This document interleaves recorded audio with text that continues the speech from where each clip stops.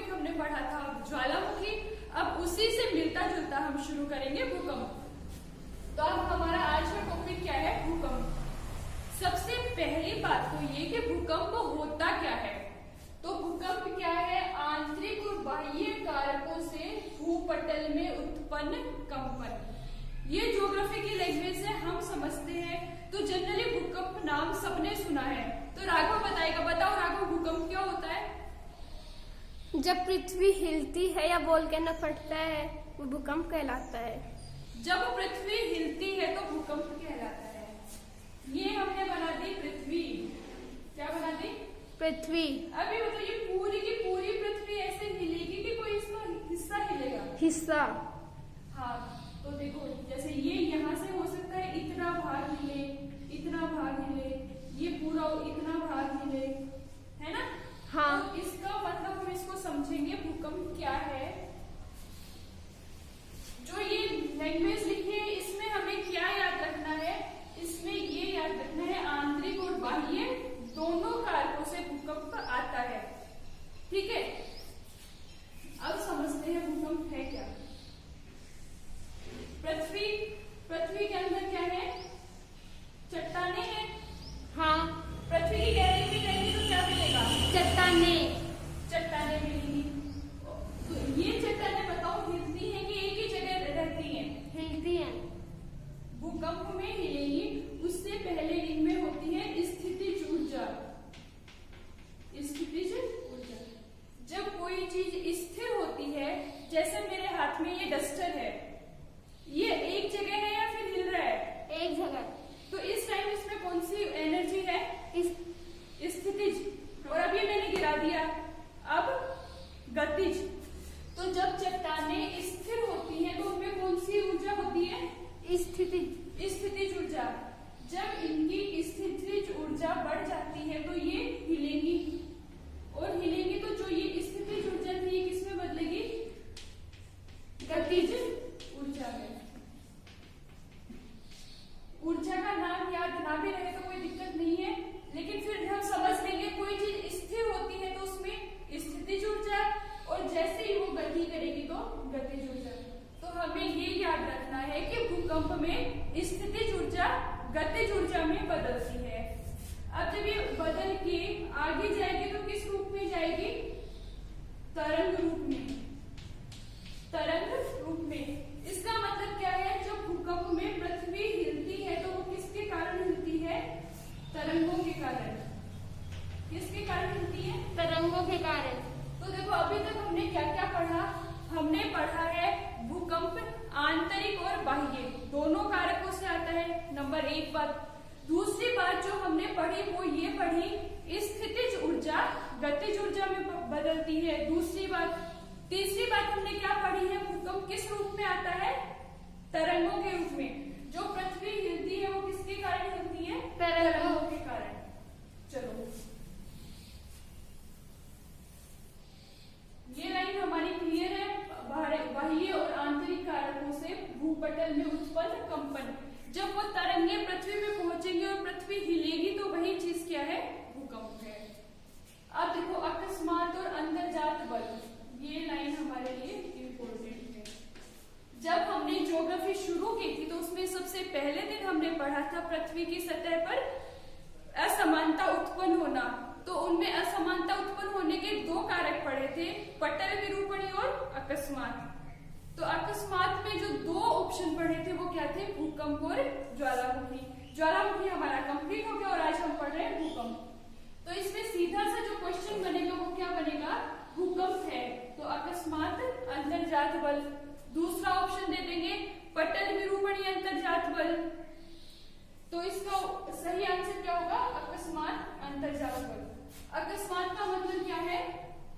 अचानक से आने वाला। भूकंप का पहले तक पता नहीं होता कि भूकंप आएगा, जब कोई चीज अचानक आती है तो अकस्मात। चलो यहाँ तक की चीज हमारी क्लियर हो गई। इनमें से जो क्वेश्चन आ सकता है वो क्या है? इस लाइन में इंपॉर्टेंट क्वेश्चन बनेगा। एक शब्द देखा है प्रघाती तरंग। भूकंप की तरंग कौन सी तरंग है? प्रघाती तरंग। इसका मतलब क्या है? इससे झटके लगते हैं, शॉक वेव है और इसमें क्या लगेंगे? झटके। इससे नुकसान होता है।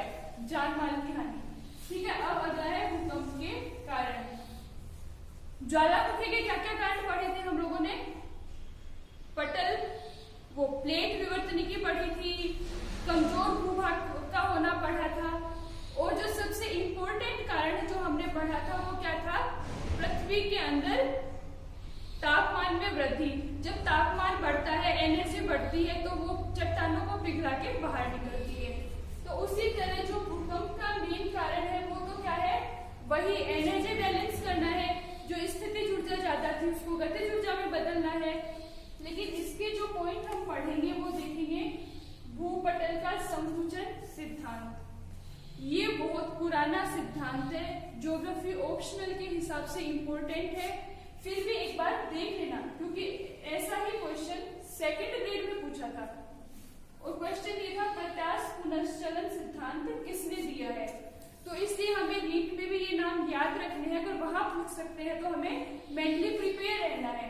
तो भूपटल का संकुचन सिद्धांत दिया किसने है? Jeffreys, Dana, Bloombaum. ये 2-3 लोग हैं जिन्होंने सेम अपने विचार रखे हैं। ये है क्या, इसको एक बार समझ लें। पृथ्वी के आंतरिक भागों में रेडियो सक्रिय रेडियो एक्टिव पदार्थ हैं, उनसे लगातार विकिरण होता है। ये चीज हमने ज्वालामुखी में पढ़ी थी। अब जब इन्होंने क्या बोला जेफरीज ने कि लगातार विकिरण हो रहा है, तो उससे अब तापमान में कमी आनी शुरू हो गई, और कमी आनी शुरू हो गई तो ये सतह का तापमान कम होगा। कम होगा तो ये ठंडी होगी, ठंडी होगी तो सिकुड़ेगी, और सिकुड़ेगी तो पृथ्वी हिलेगी। ये बात किसने कही थी? भूपटल का संकुचन सिद्धांत। वर्तमान में ये सिद्धांत मान्य नहीं है, प्राचीन सिद्धांतों में से है। नाम देख लेना, क्वेश्चन कभी कभी पूछ लेते हैं। तो भूपटल का संकुचन सिद्धांत का प्रतिपादक कौन है राघव? जेफरीज, डाना और ब्लूमबाउम। और इन्होंने बोला क्या है? पृथ्वी में विकिरण के कारण तापमान कम हो रहा है, तो कभी ये तापमान कम हो जाता है, कभी ज्यादा, तो पृथ्वी फैलती है और सिकुड़ती है, जिसके कारण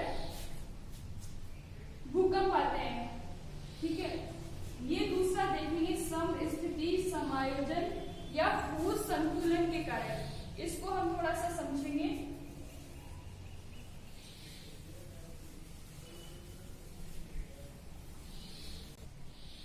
अब अगला जो है समस्थिति समायोजन, ये क्या है?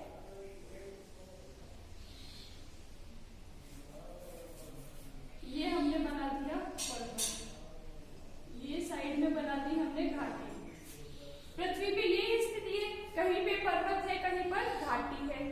तो होगा क्या?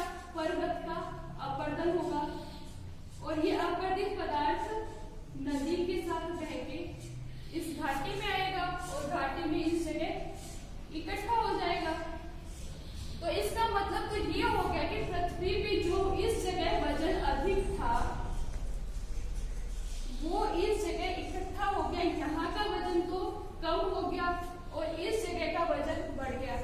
इस चीज को ध्यान से समझना। ज्योग्राफी का ये बहुत इंपॉर्टेंट कॉन्सेप्ट है, जिसको समस्थिति या आइसोस्टेसिस बोलते हैं। तो देखो, इसका मतलब क्या था? पृथ्वी की सतह पर कहीं पर्वत है, कहीं पर घाटियां हैं।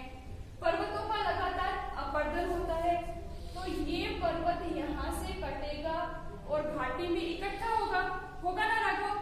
हाँ। कहीं से मिट्टी कटती है, दूसरी जगह इकट्ठी होती है। हाँ। अगर चौक से मिट्टी उड़ेगी तो वो नाली में जाके इकट्ठी होती है ना? हाँ। तो ऐसे ही यहाँ होगी। अब देखो, इसका वजन कम हो गया। हाँ, तो देखो राघव, यहाँ का वजन कम होगा। हाँ। और ये यहाँ पे इकट्ठा होगा, तो यहाँ का वजन बढ़ेगा। हाँ। यहाँ कम होगा। तो अब ये बताओ, पृथ्वी में असंतुलन उत्पन्न हुआ कि नहीं? हुआ। यहाँ पे वजन कम हो गया, यहाँ पर बढ़ गया। तो देखो, इसमें क्या होगा? जो ये अपरदित पदार्थ था, इसका वजन बढ़ेगा, लगातार यहाँ से और इकट्ठा होगा और इकट्ठा होगा, और साथ बढ़ेगा। अगर बढ़ेगा तो ये नीचे की तरफ और धंसेगा। किसी चीज में वजन बढ़ता जाएगा तो वो और नीचे धंसती जाती है ना? हाँ, तो देखो वैसे ही ये नीचे धंसेगा, और नीचे धंस के पृथ्वी की मेंटल तक पहुंचेगा। पृथ्वी की परत है ना, क्रस्ट, मेंटल, कोर।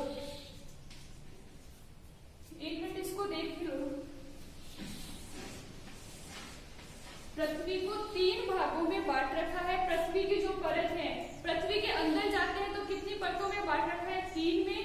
सबसे बाहर तो है क्रस्ट, उससे अंदर है मेंटल और सबसे अंदर है कोर। तो जो मेंटल का बाह्य भाग है ये तरल अवस्था में है, तो ये यहाँ पे मेंटल में पहुंचेगा। यहाँ पर क्या है? लावा, मैग्मा। ठीक है, लावा और मैग्मा एक ही चीज है। पृथ्वी के अंदर उसको मैग्मा बोलते हैं, बाहर लावा। तो ये धंसते धंसते यहाँ तक पहुंचेगा और यहाँ आते ही ये क्या हो जाएगा? पिघल जाएगा। ये अवसाद यहाँ पहुंच के पिघलेंगे और पिघलेगा तो ये लावा इस जगह की पूर्ति करने के लिए पृथ्वी के नीचे पृथ्वी की सतह से बहुत नीचे, हमें दिखता नहीं है, और यहाँ आएगा।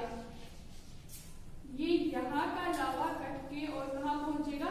इस जगह, और ये फिर से पर्वत वापस ऊपर उठेगा। तो ये पूरा कॉन्सेप्ट है। यहाँ से कटा, इस जगह इकट्ठा हुआ, नीचे धंसेगा, धंस के पिघलेगा, पिघल के वापस पर्वत के नीचे पहुंचेगा। पर्वत के नीचे मात्रा बढ़ेगी और ये पर्वत वापस ऊपर उठेगा। ये पूरा कॉन्सेप्ट है। अब आप लोग बोलोगे कि पर्वत ऊपर उठता है तो इसकी ऊंचाई कम कैसे होती है? कम इसलिए होती है क्योंकि ये कटाव इधर जाता है। तो अब ये देखो भूकंप किस अवस्था में आएगा? जब ये लावा पिघल के दूसरी तरफ जाएगा तो यहाँ से कम हुआ पदार्थ इधर जाएगा। तो इस पूरी प्रक्रिया के दौरान भूकंप आते हैं।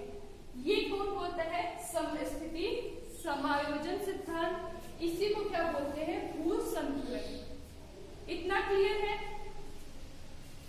इसको एक बार वापस देख लो। पर्वत कटे, अपरदन हुआ, जो अवसाद था वो एक जगह इकट्ठा हुआ, उसमें अवतलन हुआ, अवतलित पदार्थ धंस के बहुत नीचे तक पहुंचा, मेंटल तक, जहां तरल अवस्था में ये पिघल गया और वहां से गति करता हुआ ये पर्वतों के नीचे पहुंचा। और पहुंचा क्यों? क्योंकि पर्वतों के पदार्थ में लगातार कमी हो रही थी और इससे पर्वत ऊपर उठेंगे। तो जब ये लावा एक जगह से दूसरी जगह गति करता है तो भूकंप आते हैं। ये बोलता है समस्थिति समायोजन सिद्धांत। ये पूरी चीज हमारे समझने के लिए थी। एग्जाम में आएगा तो सिर्फ ये लाइन देके पूछेंगे भूकंप का निम्न में से कौन सा कारण है या कौन सा नहीं है। चलो अब अगला हमारा जो कारण है वो क्या है? प्रत्यास्थ पुनश्चलन सिद्धांत। इसी को बोलते हैं प्रतिक्षेप सिद्धांत। सेकंड ग्रेड एग्जाम में पूछा था कि प्रत्यास्थ पुनश्चलन सिद्धांत किसने दिया है? इसका प्रतिपादक पूछा था। तो इसका प्रतिपादक कौन है? H.F. रीड। प्रतिपादक कौन है? H.F. रीड। हाँ, वेरी गुड। एक बार इसको भी समझ लेते हैं। ये क्या बना दिया Raghav? Mountain. Mountain, very good. ये क्या बना दिया? रिवर। और ये हमने बना दिया पर्वत। ये देखो ये क्या आ गया इसमें से? नदी। नदी का पानी एक जगह इकट्ठा करते हैं बांध बनाने के लिए। हाँ। जलाशय, सरोवर। ये कोई बड़ा जलाशय है। जलाशय क्या होता है? जहाँ जल हो, जल इकट्ठा हो, सारा जल इकट्ठा हो। ये हमने क्या बना दिया? जलाशय। नाम भी पढ़ते हैं उस बांध के लिए। गोविंद सागर जलाशय है, सबसे बड़ा है इस हिसाब से। तो देखो ये जलाशय बना दिया। अब जलाशय में पानी इकट्ठा होगा लगातार। हाँ। नदी आएगी, नदी अपने साथ अवसाद भी लाएगी, तो इसमें अवसाद भी मिलेंगे, इसमें पानी भी है। पानी में वजन है? हाँ, होता है वजन भी। तो उसके कारण ये लगातार वजन जो बढ़ेगा नीचे की तरफ क्या लगाएगा? फोर्स, दबाव लगाएगा। अब ये बताओ किसी चीज पे दबाव लगाते हो आप लगातार तो चीज टूटती है क्या? हाँ, टूटती है। तो देखो प्रत्यास्थ पुनश्चलन सिद्धांत में H.F. रीड ने क्या बोला कि जो चट्टाने हैं उसमें प्रत्यास्थता का गुण होता है। प्रत्यास्थता को क्या बोलते हैं? इलास्टिक। जो रबर होता है इलास्टिक, हाँ, उसको खींचते हैं तो वो बढ़ता है। उसी गुण को क्या बोला जाता है? प्रत्यास्थता, इलास्टिसिटी। तो इन चट्टानों में क्या है? प्रत्यास्थता है। इन सारी चट्टानों में ये यहाँ पे दबाव लग रहा है, तो प्रत्यास्थता के गुण के कारण ये बढ़ती बढ़ती यहाँ तक पहुंच जाएंगी।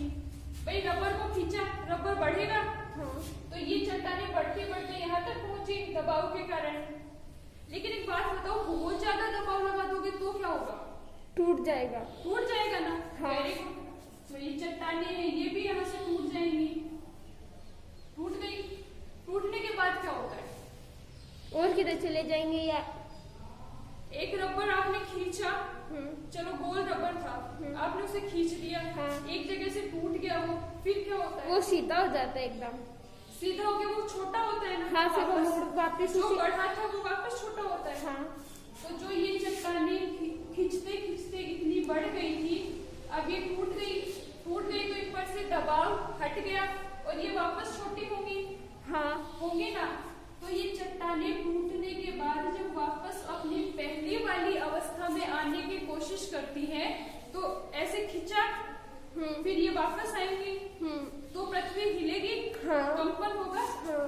तो इस चीज को क्या बोलते हैं?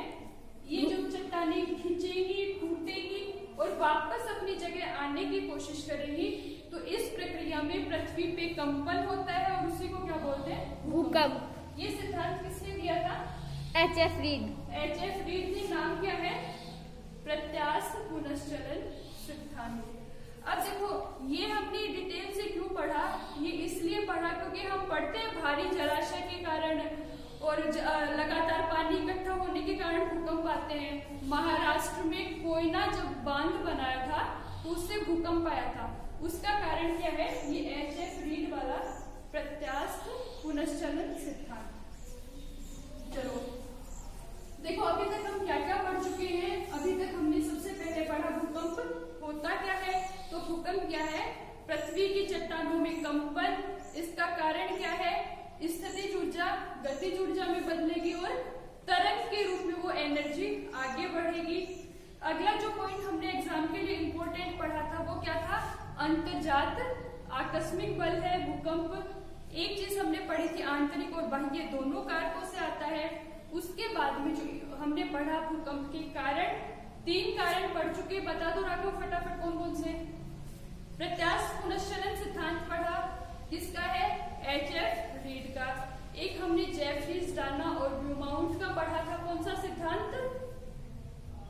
तापीय संकुचन सिद्धांत। और एक हमने पढ़ा समस्थिति। प्रत्यास्थ पुनश्चलन सिद्धांत क्या था?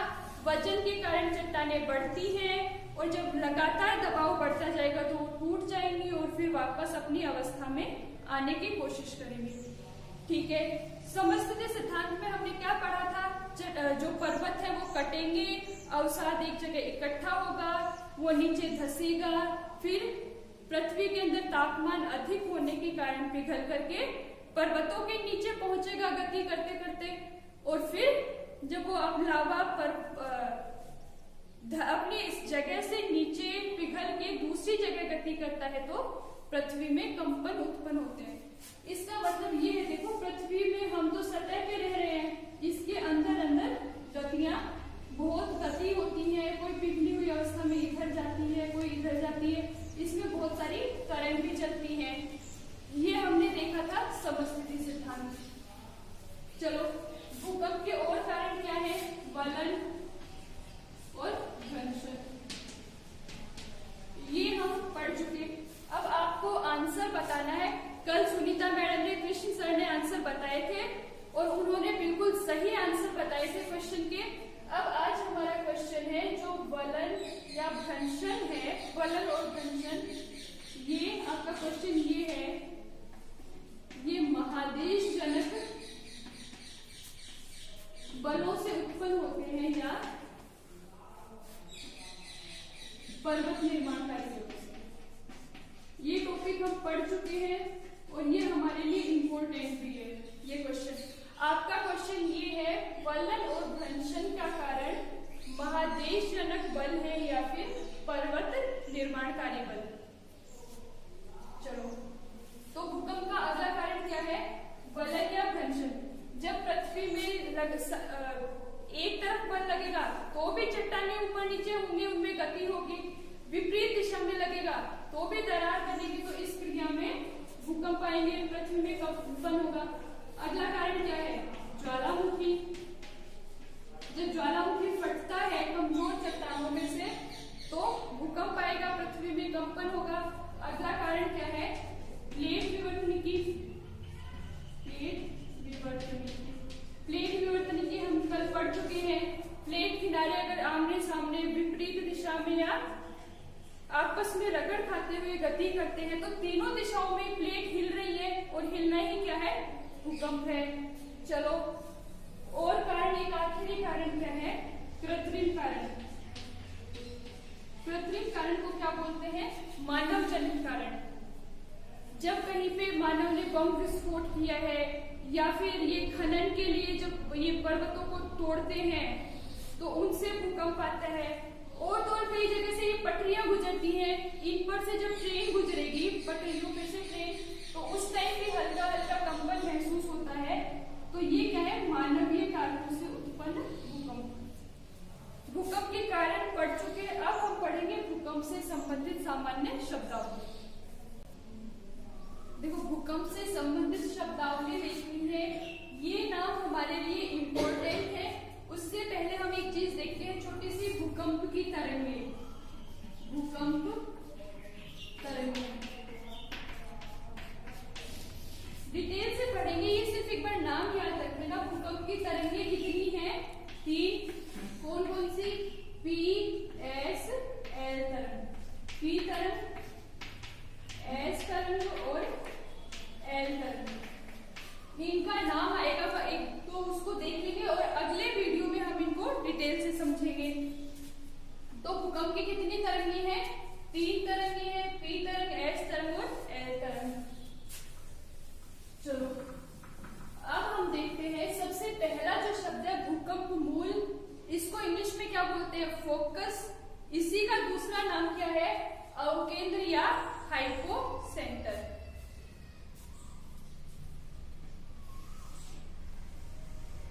ये हमने बनाई है पृथ्वी सतह।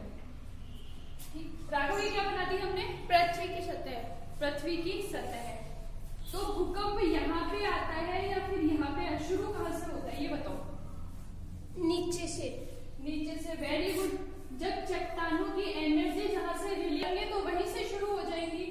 तो ये यहाँ से शुरू हुई। तो सबसे मेन सेंटर जहाँ पे भूकंप शुरू होता है, भूगर्भ के अंदर वह बिंदु जहाँ पर भूकंप शुरू होता है वो क्या कहलाता है? भूकंप मूल या हाइपोसेंटर। तो भूकंप मूल क्या होता है? भूकंप मूल पृथ्वी के अंदर वह सेंटर या वह बिंदु जहां से भूकंप शुरू होता है या जहां पर सबसे पहले भूकंपीय तरंग दर्ज की जाती है वो क्या कहलाएगा? भूकंप मूल या अवकेंद्र। इनके हिंदी नाम से ज्यादा इंग्लिश नेम याद रखना, फोकस या हाइपोसेंटर। एग्जाम में जब सेंटर पे बैठ जाएंगे, पेपर सामने होगा तो ये नाम मिलेंगे आपस में। अधिकेंद्र कौन सा है, अवकेंद्र कौन सा है, कॉन्सेप्ट क्लियर होगा। एक पृथ्वी के अंदर है, एक भूगर्भ के अंदर है और एक पृथ्वी सतह पे। लेकिन एग्जाम का प्रेशर है जो कि हमें कंफ्यूज करेगा। तो इंग्लिश वाले नाम याद रखना, ये क्या है? फोकस या हाइपोसेंटर। हाइपोसेंटर। इसके जस्ट ऊपर 90 डिग्री, इसके समकोण पर जहां से तरंगे शुरू हुई हैं, जहां पर सबसे पहले दर्ज किए, उससे तरंग तो सारी दिशा में चलेंगी। पृथ्वी के अंदर जो जाएंगी वो थोड़ी दूर जाके समाप्त हो जाएंगी। हमें सिर्फ उनका पता है जो धरातल तक आएंगी। लेकिन जो इसके जस्ट ऊपर है, 90 डिग्री ऊपर है, उसको क्या बोलेंगे? अधिकेंद्र या एपिसेंटर। ये फोकस है और ये क्या है? एपिसेंटर। नाम एग्जाम में हिंदी में भी आएंगे, इंग्लिश में भी आएंगे। आप इंग्लिश ट्रांसलेशन देख लेना। फोकस या हाइपोसेंटर पृथ्वी की सतह के अंदर जहां सबसे पहले भूकंप की तरंग दर्ज की जाती है और उसके जस्ट समकोण पर पृथ्वी सतह पर बिंदु क्या कहलाएगा? एपिसेंटर या अधिकेंद्र। चलो, आइसोसिस्मल लाइन और होमोसिस्मल लाइन, हिंदी में इसको बोलते हैं समघाती या सम भूकंप रेखा, सम आघाती या सम भूकंप, सम भूकंप। हिंदी का नाम समझ लेना, एग्जाम में क्वेश्चन इस पे आते हैं और आएगा तो हिंदी का नाम देगा ही नहीं, सम भूकंप रेखा। ये जो आइसोसिस्मल इसका इंग्लिश नेम है, इसी को देवनागरी लिपि में लिख देगा आइसोसिस्मल लाइन क्या होती है। तो देखो आइसोसिस्मल लाइन क्या है, ये पृथ्वी की सतह है, यहाँ पे भी भूकंप आया है, इस शहर में भी भूकंप आया, इस शहर में भी भूकंप आया, यहाँ पे भी भूकंप आया है। तो जब एक साथ कई जगह भूकंप आया, लेकिन इनकी तीव्रता अलग है, यहाँ पे 6 तीव्रता का है, 5 तीव्रता का है, 4 है, फिर 6 है। तो आइसोसिस्मल या सम भूकंप रेखा क्या है? उन दो जगह को मिलाएगी जहां पर भूकंप की तीव्रता समान है। इसकी और इसकी तीव्रता समान है। जब ये मैप में खींचेगी तो लाइन अलग हिसाब से खींचेगी। तो देखो, समान भूकंपीय तीव्रता को मिलाने वाली लाइन क्या कहलाएगी? आइसोसिस्मल। अब है होमोसिस्मल, इसको हिंदी में बोलते हैं सह भूकंप रेखा, सह भूकंप रेखा। इसको भी समझेंगे। ये फिर पृथ्वी की सतह है, ये अलग अलग शहर है, इन सब में भूकंप आया है। यहाँ पर आया है 5:43 पर, ये 5:42 पर। इतना अंतर नहीं रहता, सेकंडों में अंतर रहता है भूकंप की स्पीड में तो, लेकिन जब एक साथ भूकंप आता है, जिन जगहों पर समान समय पे भूकंप आया है, उनको मिलाने वाली रेखा क्या कहलाएगी? आइसोसिस्मल, होमोसिस्मल। अलग अलग याद रखना, समान तीव्रता को मिलाएगी आइसोसिस्मल और समान समय पर आने वाले भूकंप को मिलाएगी होमोसिस्मल। सम भूकंप और सह भूकंप, हिंदी में नाम कंफ्यूज हो जाओ कोई दिक्कत नहीं है, इंग्लिश में याद रख लेना, पेपर में इंग्लिश ट्रांसलेशन देखना। ये है समान तीव्रता, समान तीव्रता को मिलाने वाली रेखा आइसोसिस्मल और होमोसिस्मल क्या है? समान समय पर आए भूकंप को मिलाने वाली रेखा, समान समय पर आए भूकंप को मिलाने वाली रेखा क्या कहलाएगी? होमोसिस्मल। अब है भूकंप छाया क्षेत्र। एक बार इसका स्क्रीनशॉट ले लो या फिर आप नोट्स बना रहे हो तो साथ में लिख लो। भूकंप छाया क्षेत्र क्या है? पृथ्वी है जिसमें ये हमने बना दिया है फोकस, जिससे ये तरंग हर दिशा में चलेगी। ये पूरी पृथ्वी में चलेगी, लेकिन इसके बीच में कुछ हिस्सा ऐसा रहता है जहां पर किसी तरह की भूकंपीय तरंग दर्ज नहीं होती। उसको क्या बोलते हैं? भूकंप छाया क्षेत्र। पृथ्वी का वह क्षेत्र जहां पर किसी भी प्रकार की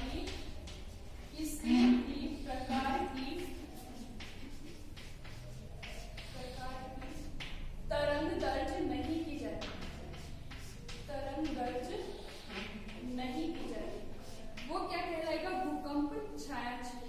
देखो, हमने 3 नाम लिखे थे, PSL। भूकंप मूल, इसमें कौन सी तरंगे? इनका जो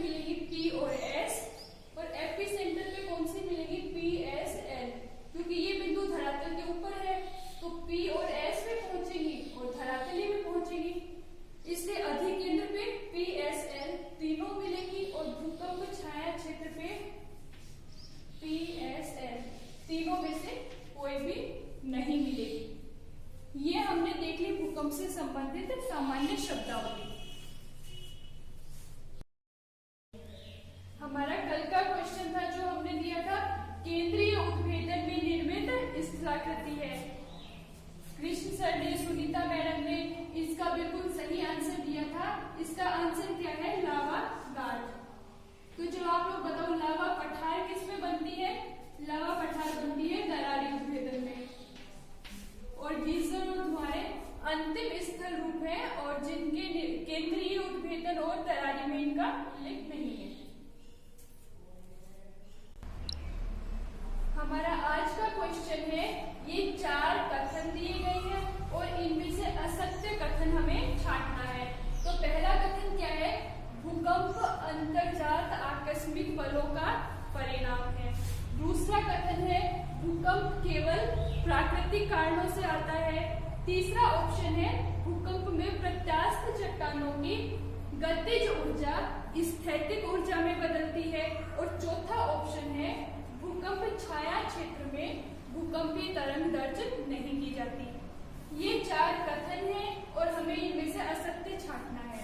तो उसके लिए आपको ये 4 ऑप्शन दिए गए हैं, पहला, दूसरा, चौथा, पहला, दूसरा, तीसरा, चौथा। सी ऑप्शन में है दूसरा और तीसरा, डी ऑप्शन है सभी सत्य हैं। तो जो हमने आज पढ़ा है उसी पर बेस्ड क्वेश्चन है और इसमें से आपको सही आंसर कमेंट बॉक्स में बताना है। आज का टॉपिक यहीं तक। अब कल हम पढ़ेंगे भूकंप की तरंगें, भूकंप छाया क्षेत्र, जो ये नाम आज आया है इसको हम डिटेल से पढ़ेंगे।